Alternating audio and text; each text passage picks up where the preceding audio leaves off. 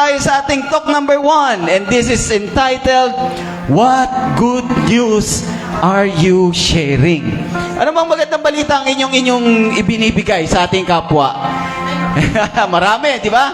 Marami. Sana good news lahat, ha? But before we proceed, mga kapatid, ang ating novena to God's love, hawak niyo po ba? Itaas po natin yan and let's pray together. Our favorite prayer at the feast declaration of abundance. In the name of the Father, the Son, the Holy Spirit. Amen. Today, I receive all of God's love. Today, I open myself to the unbounded, limitless, overflowing abundance of God's universe. Today, I open myself to God's blessings, healing, and miracles. Today, I open myself to God's word so that I become more like Jesus every day. And today, I proclaim that I am God's beloved. I am God's servant. I am God's powerful champion. And because I am blessed in the world in Jesus' name. Amen. Let's sing together, mga kapatid, that something good is going to happen to us. Something good, amen, is going to happen to me this very day. This very day, something good is going to happen to you. Because Jesus is blessing my day. Hawakan ng katabi. Yaputin ng katabi. Let's pray together. Something good is going to happen to us. Amen. Yes, Lord. Let's pray together, mga kapatid. Itong araw na ito. Itong taon na ito. Amen. Amen, Lord. Thank you, Lord. Good is going to happen to us. Because Jesus is blessing our way. Mga kapatid, amen. Thank you, Lord. Tasin mo yung ating mga kamay and let's pray together. Thy word. Thy word is the lamp unto my feet and the light unto my path. And it's your word, Lord. Thy word is the lamp unto my feet and the light unto my path. Sabay-sabay nga tayo, mga kapatid. Our verse for today is found in Mark 1 verse 1. Sabay-sabay tayo. The beginning of the good news about Jesus, the Messiah, the Son of God. This is our word for today. Amen. Amen. And as you see it, mga kapatid, sabihin nyo naman sa sarili nyo na lang that God will speak to me today. Yan. Amen. Mga kapatid, nakakatuwa kasi bagong series na tayo. Nakatapos na tayo ng ilang series ngayong taon na ito. 3 na ata, no? So ito, bagong-bago. Mga kapatid, ano ba yung tawag sa atin ng Diyos? Ano yung sinasabi sa atin ng Diyos? Ang sabi ng Diyos sa atin, bawat isa sa atin daw, dapat ibalita siya sa bawat mundo ho natin, sa ating pamilya, sa ating mga kaopisina, sa ating trabaho, sa ating eskwelahan, sa ating mga kaibigan. Ano yung ibabalita ba natin? Ano ibabalita natin tungkol sa Kanya? Good news? Tama ba? Good news? Pero itong tanong, what is the good news? Yan nga yung tanong, di ba? Ano ba yung magandang balita? Ano yung mabuting balita? Anyway, ganito ba yung mabuting balita? Bibigyan ko ho kayo, no? Tingnan ko nga ho kung magandang balita ito. By next week daw po, magkakaroon ng major rollback ang gasolina. Di ba? Good news! Aabot na daw yung diesel sa 25 pesos per liter. Hop, hop, hop! Aabot daw ang gasolina sa 10 litro, 10 piso per liter. Nahuli ko na ho ba kayo dyan? It's a prank. Pero good news, kasi alam ko next week bababaho talaga ang ating diesel, ang ating gasolina at kerosene. Bababa po. Pero hindi ko alam kung magkano. Ngayon, ayun na ba yung good news? Good news na ba yun sa inyo, mga kabatid? Pero yun lang po ba? Yun lang po ba? Di ba, minsan nakakalito. Parang ano pa bang good news? Ano pa bang magandang balita, di ba? Even among religious people, yung mga reliyosong tao, nalilito ho sila kung ano yung good news. Ano pa talaga yung good news? Brothers and sisters, again, let's read our key passage for today. The first verse of the Gospel of Mark. Ano uli yan? Mark 1 verse 1. The beginning of the good news about Jesus, the Messiah, the Son of God. Ang mensahe po namin sa inyo ngayon ay ito, napakaganda. God is making all things new. Ginagawa ng Diyos ang lahat sa atin, bawat isa sa atin bago. God is making all things new. Tingnan niyo mga kapatid, for many, the good news is, Jesus is giving me visa to heaven. Tama ba? Ito talaga binibigyan tayo ng Diyos ng visa para tayo makarating sa langit. That's the good news. That through the cross, sa kanyang pagkakapako at pagkamatay sa krus, si Jesus, binayaran ng ating mga kasalanan, and instead na tayo, pupunta tayo sa impyerno, ay pupunta ho tayo sa langit. Dahil dun sa ginawa ng ating Panginoong Hesukristo. Hindi ho ba good news yon? Amen? That's good news. And yun ba yung ating ultimate goal? Na makaiwas ho tayo na mapunta sa impyerno. At ito, binabanggit ito ng anak ko kanina Kanina ba o kagabi? Na parang maiwasan tayong maging chicharong bulaklak sa impyerno. At makapunta tayong lahat sa langit. At makakain ng maraming chicharong bulaklak roon. Mahilig ho ba kayo sa chicharong bulaklak? Mahilig ho ako kaya ho talaga ito yung binabanggit ko. Makapunta tayo sa langit, makakain tayo ng chicharong bulaklak. Unlimited sa langit. Bakit? Kasi hindi na ho tayo dun magkakasakit. Hindi na tayo magkakaroon ng sakit sa puso na hindi ka matatakot, sobrang na yatang mantika itong kinakain ko. Hindi na tayo magkakasakit sa langit. And you can eat all you want. Kahit ano, pwede niyong kainin. Di ba napakaganda ho noon? Napapansin niyo, tumataba siguro ako, nahihilig ho kasi ulit akong kumain Mga kapatid, gusto nating lahat pumunta sa langit. Itaas ang kamay ng ayaw. Itaas ang kamay ng ayaw pumunta. Hindi ako. Di ba? Kaya nga tayong lahat nagbabasa ng Biblia. Kaya tayong lahat nagsisimba. Kaya tayong lahat nagpapakabuti. Di ba? Kasi gusto nating lahat mapunta tayo sa langit. At makakuha tayo ng visa papunta sa langit. Pero mga kapatid, sabihin nyo nga po pero. If you read the Bible, kung babasahin ho natin ang Biblia, hindi lang po iyon. Hindi lang iyon yung ating dapat ginagawa. That this was not what Jesus was about. Hindi ho yun. Hindi lang yun. His vision sa atin mas malawak, mas malaki. Na kaysa lang mapunta tayong lahat sa langit, mas bolder, bigger, and broader, sa totoo lang ho, than giving us yung retirement benefits natin in paradise. Ngayon, what is then the good news? Ano ba yung mabuting balita? Here's an important background, mga kapatid, of that word. Bibigyan ko kayo ng konteksto about the good news. Ito po, good news is this. It came from the Greek word euangelion. Euangelion. Eu means good and angelion means news. So the Greek word for the gospel or the good news is euangelion. Yan, may bago na ho tayong natutunan ngayon. Itong salita na ito, Evangelion. So yes, mga kapatid, gospel literally means good news.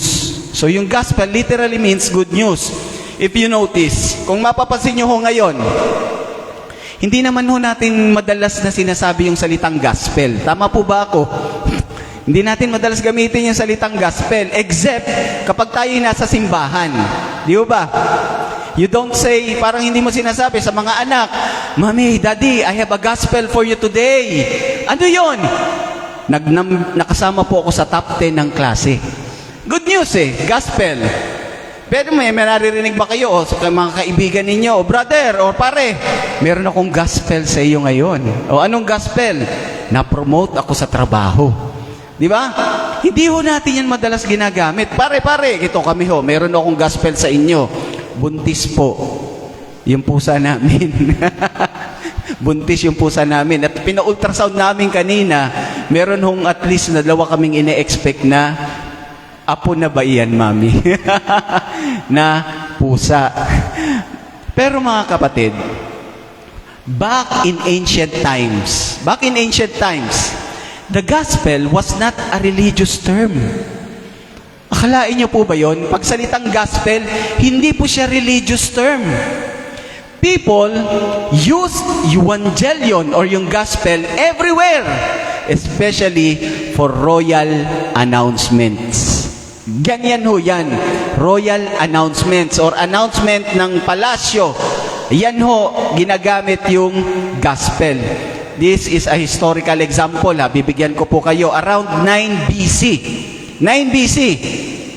They found this Evangelion or good news or gospel carved in stone. Nakaukit sa bato.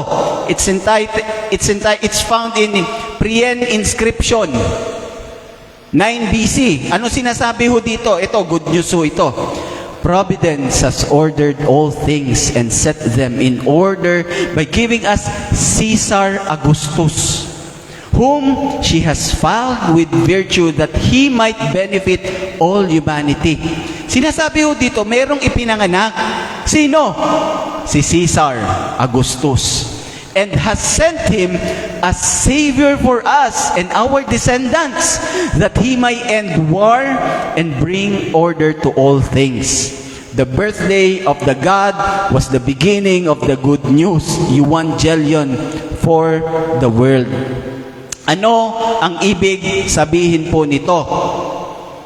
Ang ibig sabihin nito, mga kapatid, itong binasa ko po sa inyo, ina-announce sa buong kaharian, doon sa lugar nila, merong ipinanganak. Sino ulit yung pinanganak? Si Caesar Augustus. Ipinanganak siya bago nilang pinuno.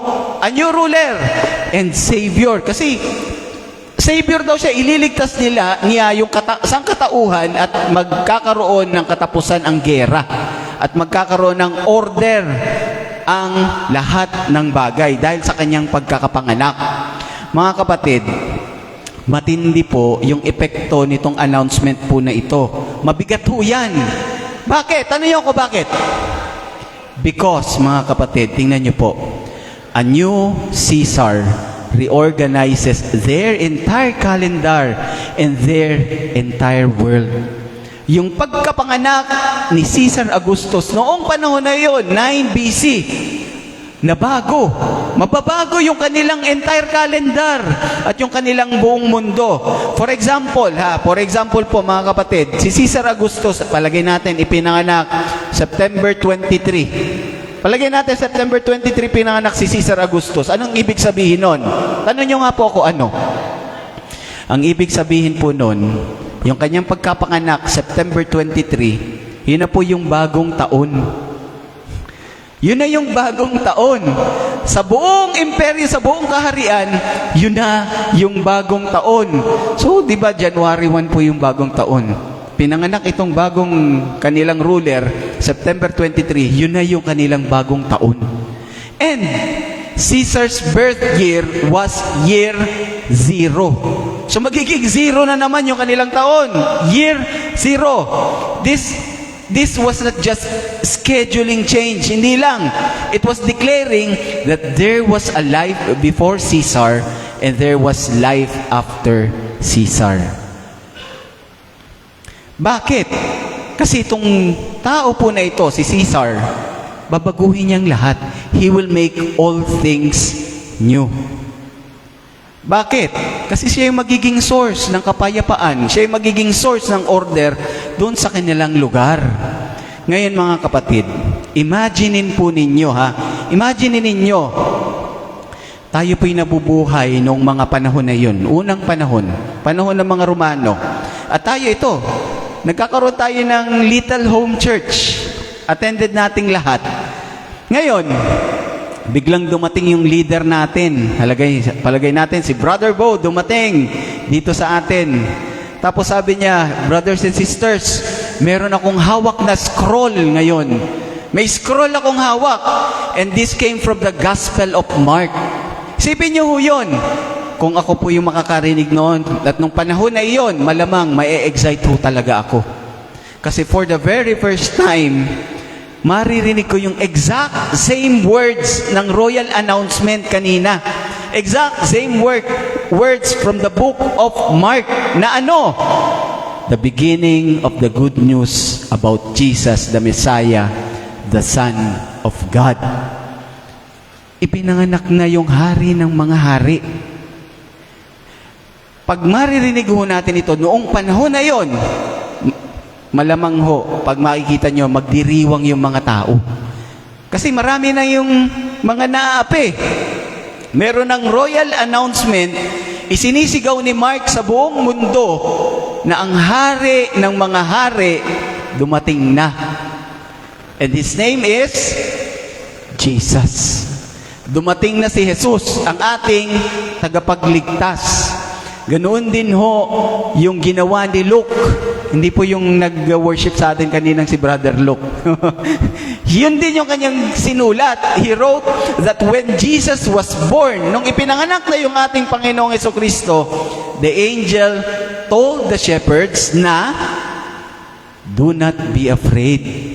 I bring you Evangelion, the good news that will cause great joy for all the people. Today, in the town of David, a Savior has been born to you. Sipin niyo ho yun. Lugmok na po yung mga tao dahil inapig-api ho sila ng mga mananakop. Ngayon, isinisigaw nitong mga tao na ito, si Mark, si Luke, na ipinanganak na yung hari ng mga hari. Ipinanganak na yung magtatanggol sa atin at magliligtas sa atin. Si Paul, also opened his letter to the Romans. Ano yung sinasabi ni Paul? Romans 1 verses 2 to 4. God promised this Evangelion, the good news, long ago through His prophets in the Holy Scriptures. Let me say this again, mga kapatid. The good news is not a visa to heaven. Hindi lamang ho yan yung magandang balita. Yung ating pagkakaalam ho dito, visa yan para mapunta tayo sa langit. Ang pagkamatay ng ating Panginoong Jesucristo para sagapin tayo sa ating mga kasalanan at tayong lahat mapunta sa langit. Yan po'y katiting lang. Katiting lang ho yan. Very shallow, mababaw. Self-absorbed definition of our faith. The good news, mga kapatid, mas malawak, mas mabigat, mas malaki. Broader than that, hear me out. What is the good news? Tanyo ko ano? The good news is Jesus Himself. Si Panginoong Jesucristo mismo. That is the good news. He is the new King. He is the new Caesar. He is our real Savior. Jesus Himself. Jesus will now alter our entire calendar and our entire world. Kagaya nung kanina yung binanggit ng 9 BC, binagong lahat, nag-back to zero. Ang ating Panginoong Jesucristo, babaguhin niya lahat, back to zero. Amen? Jesus becomes our year zero. That's why we have a life before Jesus. Tama po ba ako? At meron tayong life after Jesus. Meron ho ba? Meron pa ho ba ditong namumuhay before Jesus? I invite you ho ha. Lagi ho kayong umattend ng feast at tayo laging magmisa. Mga kapatid, indeed, Jesus will make all things new. Nangyari na ho yan eh. Kung makikita po ninyo ito, nakita nyo po ba ito? Sino ho ito? Si Matthew. Yan. Matthew, ang old name niya ay Zacchaeus. Di ba? Nangyari yan kay Zacchaeus, kay Matthew. Nangyari yan sa kanya nung nakilala niya at na-meet niya ang ating Panginoong Jesucristo. Ano nangyari sa kanya? Nagbago siya. Before, mukhang pera si Matthew. Isipin niyo, tax collector. Ultimo yung kanyang mga kababayan, kinukuhanan niya ng pera at niloloko niya para talagang makakamkam siya ng pera. Pero, nung nakilala niya ang ating Panginoong Jesucristo, ano ang kanyang ginawa? Nagbago yung direksyon ng buhay ni Matthew, di ba? Or ni Zacchaeus. Yung kalahati ng kanyang kayamanan, ibibigay daw niya ho sa mga mahihirap. Nung na-meet niya si Jesus. Ano pa? Babayaran niya lahat ng kanyang mga niloko 4 times more dun sa kanyang kinuha sa kanila. Ganon yung nagbago kay Zacchaeus. So, nung na-meet ng ating Panginoong Jesucristo, na-meet ng tao si Jesus Christ, kahit yung mukhang pera, nagbabago. Yung katabi niyo po ba? Mukha po bang pera? Hindi. O kailangan ng pera. Kailangan ng pera. Ito pa, mga kapatid, nangyari ito. Ito si Zacchaeus. Ito pa, nangyari din ito dito. Sino ito? Ito yung Samaritan woman. Nung nadun sa balon, isipin niyo ho, itong babae ho na ito, nung nakilala niya yung ating Panginoon Jesucristo, nagbago siya. Before she met Jesus, anong nangyari dun sa Samaritan woman? Meron ho siyang 5 asawa. Naging 5 asawa at may kinakasama pa siya. Pero nung nakilala niya yung ating Panginoong Jesucristo, anong nangyari sa kanya? Di ba? Kahit yung mga kaaway niya na mga nagtutuya sa kanya, sabi niya, ipapakilala kila sa kanila. Nagbago yung Samaritan woman. And naging evangelist siya. Isa pa, meron pa. Malamang kilala niyo na po ito, nakasakay sa kabayo. Nung nakita ang ating Panginoon Jesucristo, nabulag.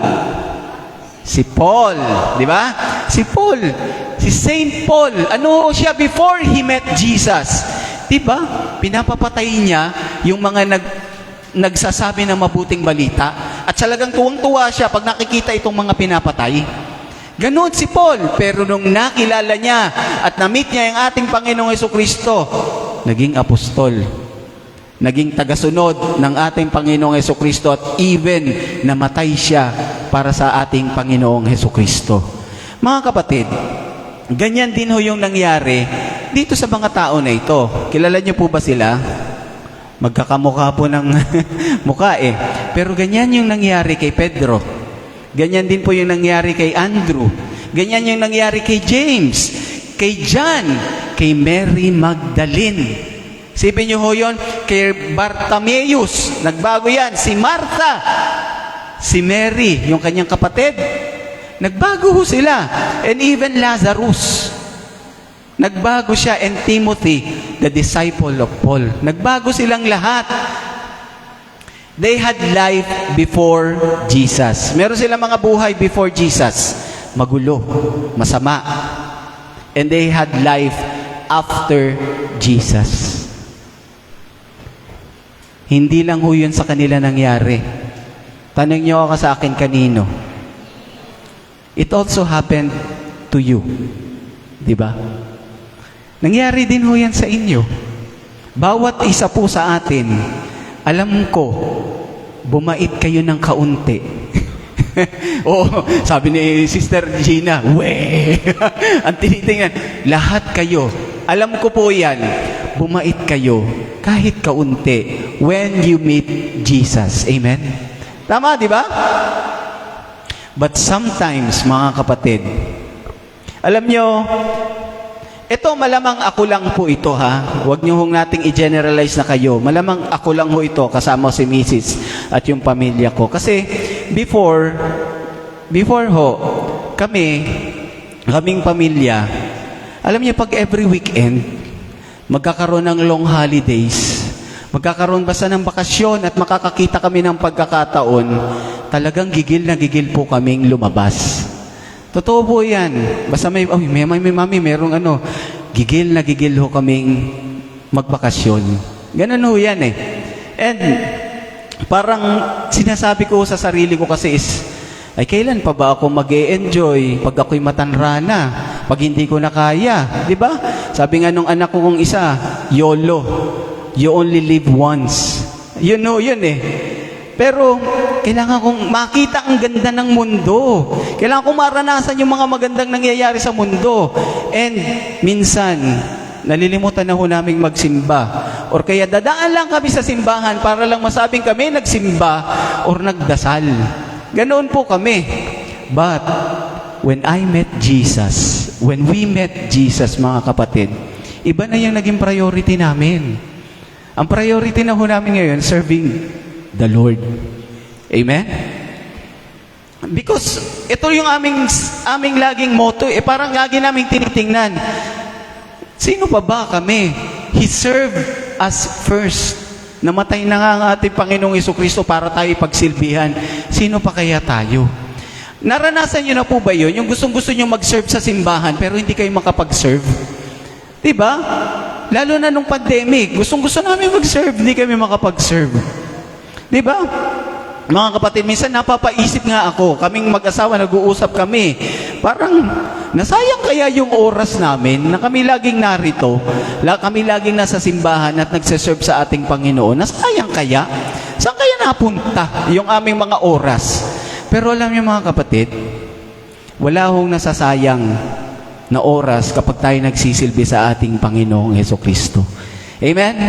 Walang nasasayang na oras. And even, hindi niyo ho inaasahan, pero bibigyan at bibigyan pa rin niya kayo ng pagkakataon na makalabas. Makapag-enjoy. Ang mas maganda, fulfilled kayo. Kasi wala kayong ibang iniisip eh. Salamat Lord, talagang nabigyan kami ng pagkakataon. Mga kapatid, again, the good news is not a visa to heaven. It's not just about receiving the blessing. It's about being a blessing to others. It's not just about receiving His light. It's about being the light of the world. Light of the world. Mga kapatid, hindi ko na ituloy. Jesus, the Evangelion, changed my life. Binago ng Panginoong Jesucristo ang mga buhay namin. Several years later, simula nung nakilala namin siya, He is still changing us. Binabago at binabago pa rin niya ho kami. The conversion has not stopped. Hindi po yan natatapos. And even sa amin, sa inyo rin, hindi pa rin yan natatapos. The good news is Jesus calling us to sacrifice our lives to go build heaven on earth. God is not finished with you yet. Mga kapatid, your conversion has not stopped. God is not finished with you yet. And as I end, mga kapatid, today, as we worship, I invite you, mga kapatid, iniimbitahan ko kayo to meet Jesus again. Hayaan ninyong makasama niyo muli ang ating Panginoong Jesucristo. One-on-one. One-on-one. Huwag niyo na hong isipin yung mga taong katabi ninyo. Isipin ninyo, kasama niyo ang ating Panginoong Jesucristo. Perhaps, mga kapatid, perhaps, ikaw ay napalayo sa Kanya sometime. Perhaps, nawalan ka ng koneksyon sa ating Panginoong Jesucristo. Or you become too busy. You became too busy sa buhay mo. Or, masyado kang naging distracted. Or kaya, nagtatampo ka sa Diyos. Meron ho ba sa atin? Malamang, nagtatampo. Sabihin niyo ho yan sa Kanya. Today, mga kapatid, come to the one who loves you. Balik ho tayo sa nagmahal ho sa atin. Ibinigay niya hong lahat. Lahat sa atin doon sa krus. Not just to bring heaven, to bring us to heaven, but together, magkasama tayo ng ating Panginoon Jesucristo. We can bring back heaven down to earth. Amen? Mga kapatid, God is making all things new. Pakisabi nga po, God is making all things new. He will continue to make all things new. Amen. Palapakan ho natin ang ating Panginoon Jesucristo. Tayaan niyo ho kayong tumayo. And let's pray to the Lord. In the name of the Father, of the Son, of the Holy Spirit. Amen. Lord, thank you, Lord, for this day. Thank you, Lord, for reminding us that you are making all things new. Ang buhay namin araw-araw nababago because of you. Salamat, Panginoong Jesucristo. Salamat sa panibagong buhay na ibinibigay mo sa amin. Salamat sa lahat ng pagkakataon na kapag kami nagkakamali, nadyan ka at kami pinapatawad. Salamat, Panginoong Jesucristo. Hinding-hindi nyo kami iniiwan sa aming mga problema. Hinding-hindi nyo kami iniiwan sa aming mga pagsubok. Hinding-hindi nyo kami iniiwanan sa lahat ng mga masasamang nangyayari sa aming buhay. Dahil alam namin, Panginoon, mahal na mahal nyo kami. And you are making all things new sa aming buhay. This we ask and pray in the mighty name of Jesus. Amen.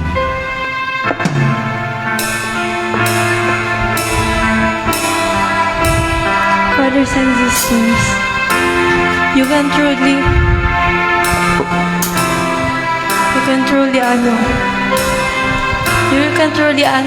encounter Jesus and remain unchanged.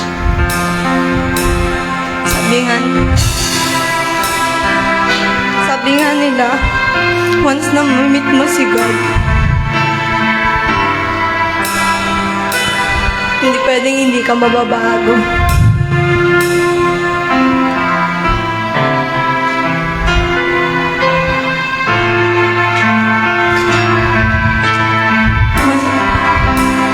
Masakit. Pero, hindi naman kasi magsistay na ganyan ka lang lagi. Kagaya nung iba, yung mga broken, they find healing. And the lost find purpose. Brothers and sisters, hindi laging masakit, hindi laging mahirap, hindi laging mabigat, hindi laging nandyan ka lang. Hindi ka magsistay na puro na lang sakit yung nararamdaman mo. Pero sa sakit na yan,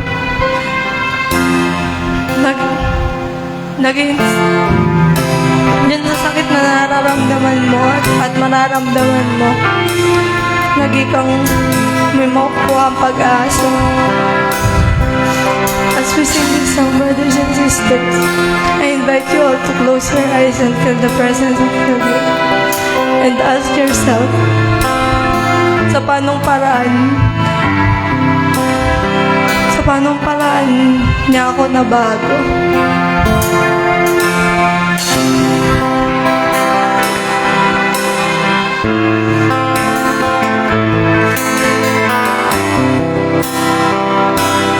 How can you look at me with love? How can you still for me to come?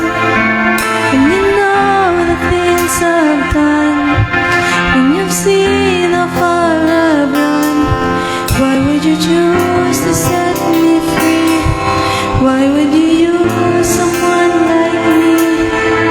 When you know of all my shame, still you call me by my name. For in my weakness I am strong, compelled by weakness. So when you call, I will respond. Oh,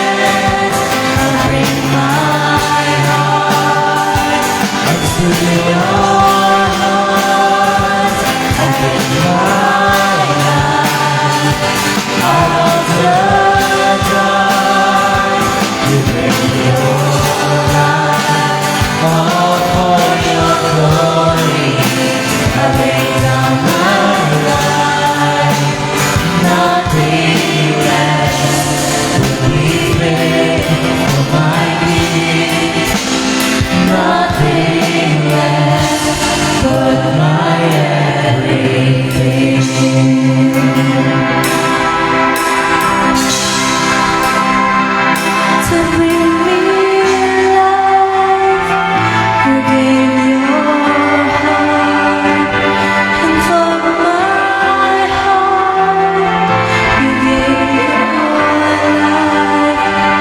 You chose the cross, so I can rise. For my redemption, you laid down your life. Nothing else would be fit for my sin. Nothing less but your everything. Amen, amen. Nothing less but your everything, Lord. Amen. We can sit for a little while, mga kapatid. May konti tayong announcement.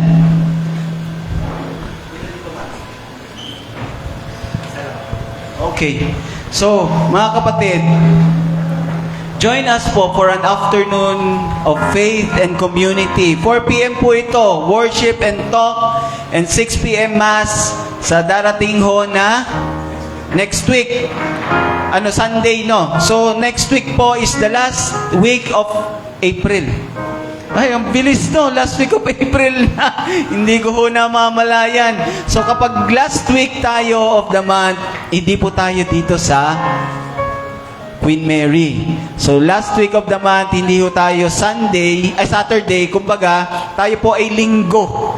So, linggo ho tayo next week. Doon ho tayo, 4:00 ho ng hapon sa ating Diocesan Church of Santo Rosario. So, mga kapatid, let's invite po. Mas marami ho yung lugar doon.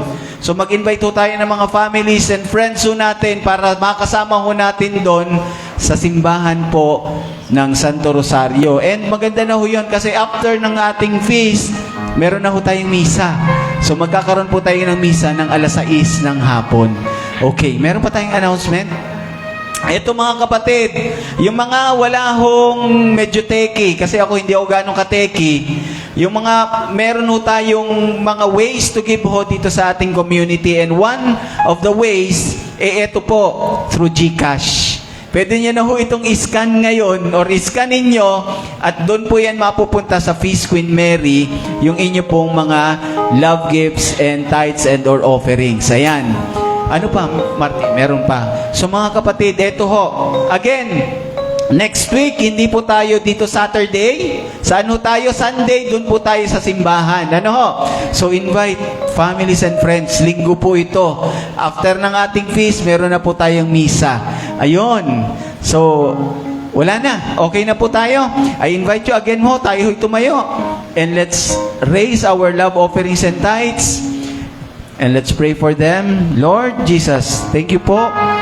Ito po yung aming mga munting nakayanan ngayong linggo na ito. Salamat, Panginoong Jesucristo. Dahil dito po, ito po, salamat dito. At meron ho kaming pantawid sa aming buhay. Ibinabalik po namin yung konti po na aming maibibigay para ho makatulong, lalong-lalo na sa pagpapalaganap ng inyong mabuting balita. Salamat, Panginoong Jesucristo. Bless us more so we can give more. This we ask and pray in the mighty name of Jesus. Amen. So mga kapatid, with a very cheerful heart, let's have our love offering.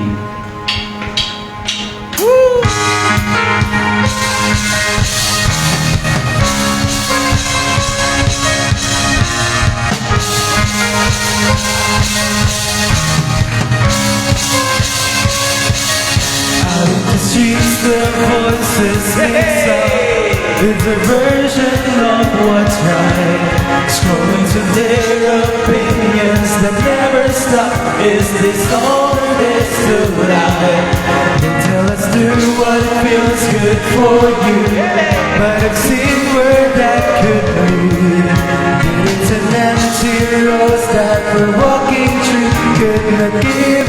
what we need. There is more to life. Don't have to blend in, no need to cave in. Jesus is the light. Come on, abide in and let the light in. Who's with me? Lift your hands and sing. He's the way, the truth, the light.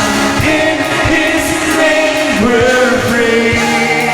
As the dead bones come alive, not ashamed to sing it loud. I was lost, but I've been found.